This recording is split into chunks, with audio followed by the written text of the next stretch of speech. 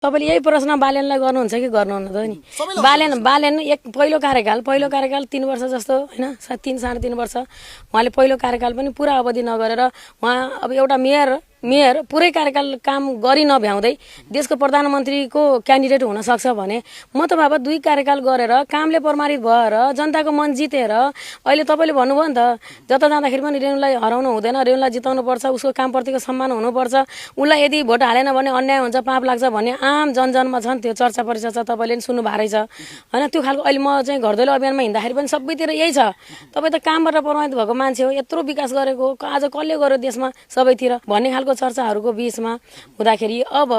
एउटा मेयर प्रधानमन्त्रीको उम्मेदवार बन्न सक्छ एउटा आफ्नो पहिलो कार्यकाल पनि पूरा चाहिँ अवधि नकटाकिन भने म त 2 कार्यकाल अब सबै गर्न सक्ने कामहरू स्थानीय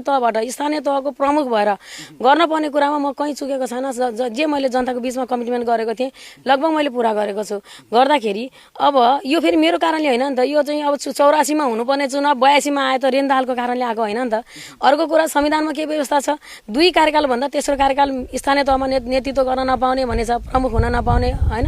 अब फेरि तेस्रो थर्ड टाइम हुन नपाउने भन्ने छ नि त संविधानमा भएको व्यवस्था मेरो लागि त विकल्पै छैन नि त बरु पहिलो कार्यकाल भएर अहिले चाहिँ चुनावमा होमिनु भएकाहरूलाई त दोस्रो कार्यकालको लागि पनि अझ राम्रो आफूले स्थानीय तहमा जनताको चाहिँ हैन अब